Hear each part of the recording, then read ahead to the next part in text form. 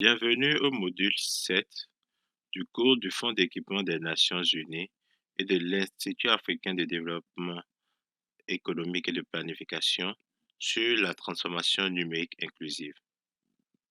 Dans ce module, nous allons parler du gouvernement électronique.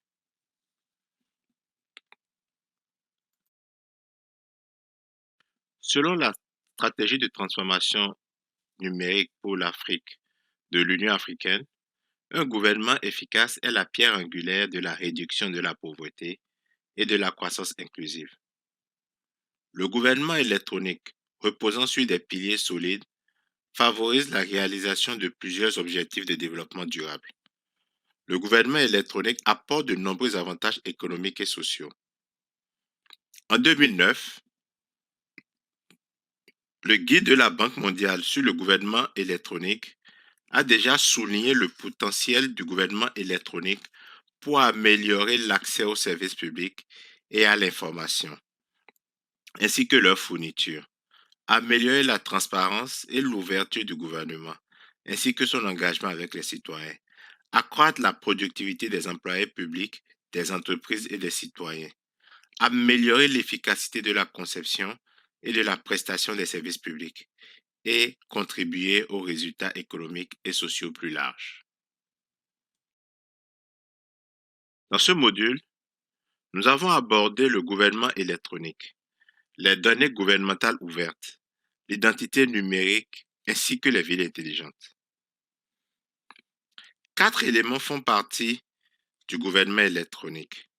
L'administration électronique, qui désigne l'utilisation et l'application des technologies de l'information dans l'administration publique pour rationaliser et intégrer les flux de travail et les processus. Les données électroniques, qui désignent l'utilisation et l'application des techniques de l'information et de la communication pour gérer efficacement les données et les informations. Les services électroniques qui désignent l'utilisation des techniques de l'information et de la communication pour améliorer la prestation des services publics. Et la participation électronique qui désigne l'utilisation des techniques de l'information et de la communication pour élargir les canaux de communication pour l'engagement et l'autonomisation des personnes. L'administration électronique permet aux agences gouvernementales d'améliorer leur efficacité. Pendant des années, les efforts de numérisation de l'administration publique ont reflété des silos verticaux de l'organisation gouvernementale et souvent celle des donateurs. Cette approche en silo ou cloisonnée a conduit les départements à développer chacun leur propre système qui ne communiquent pas entre eux, ce qui a réduit leur efficacité. La nécessité d'une approche gouvernementale et de la création d'une interopérabilité entre les systèmes est de plus en plus reconnue. Les principaux défis à la transformation numérique de l'administration publique sont la complexité et le coût de l'opération, ainsi que la résistance des fonctionnaires au changement.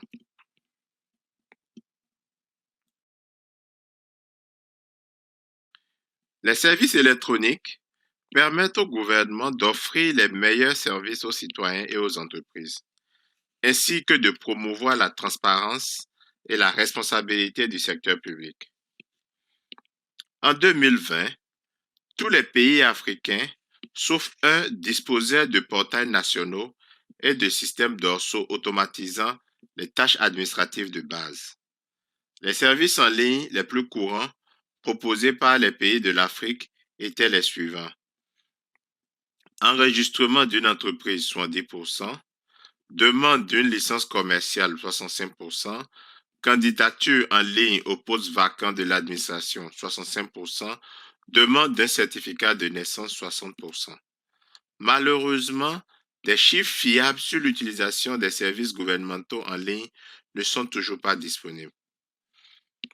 Un défi majeur pour les services en ligne est le fait que les utilisateurs doivent avoir accès à l'infrastructure, aux compétences numériques et souvent aussi à l'identité numérique pour pouvoir les utiliser.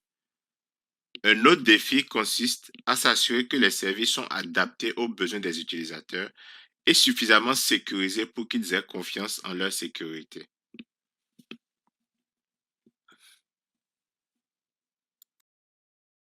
La participation électronique permet au gouvernement d'approfondir leur engagement avec les citoyens.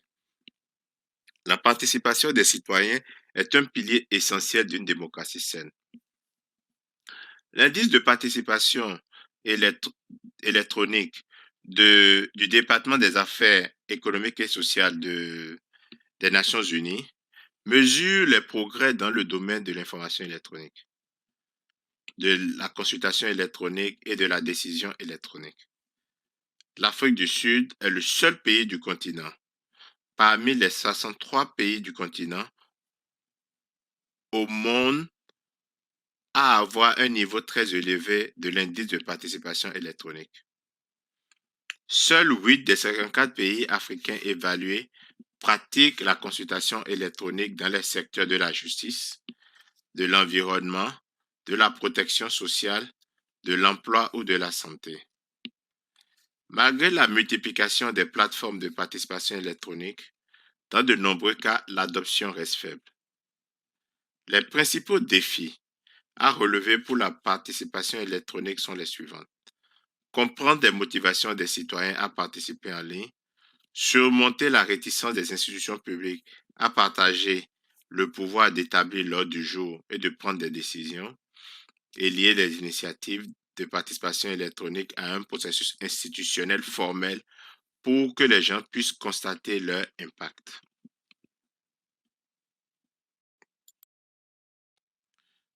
Les données électroniques permettent au gouvernement d'accroître leur propre productivité, leur responsabilité et leur inclusion, ainsi que celle de la société dans son ensemble. De nombreux pays africains se dirigent vers des politiques qui facilitent ou imposent l'analyse des données gouvernementales pour aider à améliorer les politiques et les services publics. Le partage des données gouvernementales pour améliorer la coordination et la collaboration intra- ou inter-agences. Et la transparence des données gouvernementales pour améliorer la responsabilité de l'action gouvernementale. Les données gouvernementales ouvertes ou Open Government Data permettent aux universitaires, au secteur privé et à la société civile d'utiliser de matières innovantes, des ensembles de données publiques de grande valeur telles que les données géospatiales, d'observation de la Terre et environnementales, les données météorologiques, les données d'enquête sur les ménages, les données sur les entreprises et leurs propriétés et les données sur la mobilité. L'Union européenne définit les données gouvernementales ouvertes comme des données détenues par le secteur public, financées principalement par les autorités publiques ou sous leur contrôle, auxquelles tout le monde peut accéder et dont l'utilisation, la modification et le partage sont sans restriction. En 2020, près de 40% des pays africains rendaient certaines données sur la santé, l'éducation et l'emploi librement accessibles. Les défis à relever pour les données électroniques gouvernementales comprennent un manque général de compréhension des données et de la science des données, une faible priorité politique, des contraintes de ressources, des problèmes de qualité, de sécurité et de confidentialité.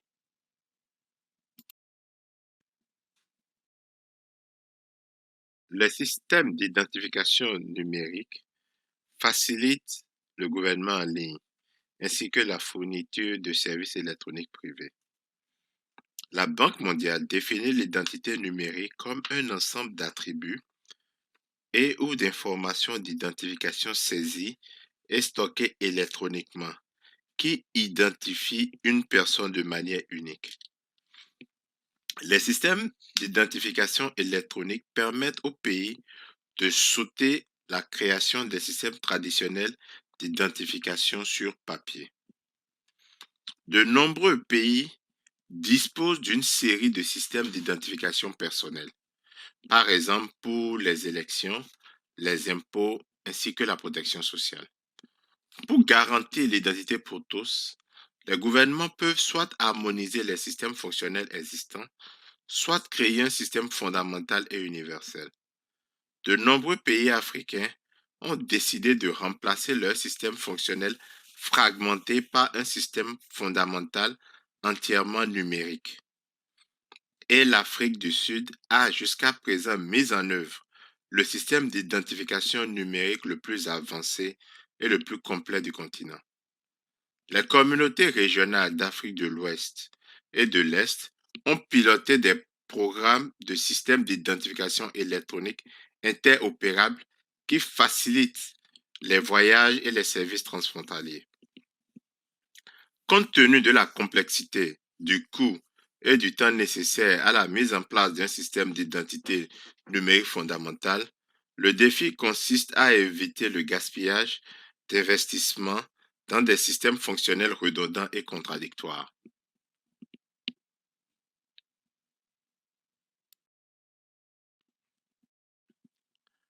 Les villes intelligentes utilisent les technologies émergentes pour améliorer le gouvernement local. Le département des études des affaires économiques de l'Union africaine définit les villes intelligentes comme des gouvernements locaux qui exploitent et tirent parti des technologies émergentes pour accélérer le développement durable. Dans certains pays africains, les gouvernements créent des villes intelligentes entièrement nouvelles, tandis que dans d'autres pays, les municipalités rendent les villes existantes plus intelligentes. Le fait que les villes intelligentes restent l'exception plutôt que la règle est en grande partie le résultat d'un manque de sensibilisation des gouvernements nationaux et locaux aux avantages potentiels de l'utilisation des technologies émergentes. L'engagement politique en faveur du gouvernement électronique peut se traduire en action par une stratégie ou un plan directeur national en matière de gouvernement électronique. Pour garantir l'adhésion et la mise en œuvre, il est important d'adopter une approche gouvernementale et participative tout au long du cycle d'élaboration de la stratégie.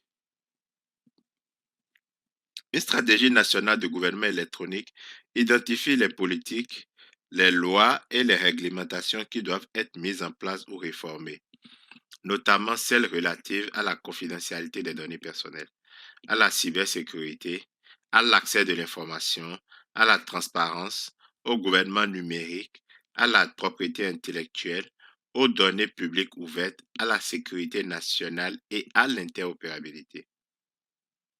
La transformation numérique nécessite un investissement important et à long terme, et une grande partie du budget concerne la recherche sur les utilisateurs, la réingénierie des flux de travail, le renforcement des capacités et la gestion du changement. À cela, il faut ajouter les coûts des modifications du cadre juridique, les dépenses permanentes de gouvernance et de coordination, ainsi que le suivi et l'évaluation en vue d'une amélioration constante. Les gouvernements qui souhaitent accélérer leur transformation numérique peuvent s'appuyer sur un certain nombre d'initiatives internationales. Il s'agit du SDG 16, Knowledge Hub du réseau d'administration publique des Nations Unies, du partenariat à point gouvernement ouvert, de la Commission économique des Nations Unies pour l'Afrique, de l'initiative d'identification pour le développement ID4D de la Banque mondiale, de l'initiative United for Smart Sustainable Cities des Nations Unies et des initiatives du secteur de la normalisation de l'Union internationale des télécommunications sur les villes durables intelligentes. Nous vous remercions de votre attention et de votre intérêt. Le prochain module porte sur la cybersécurité et la confidentialité des données personnelles. Je me réjouis de vous y rencontrer.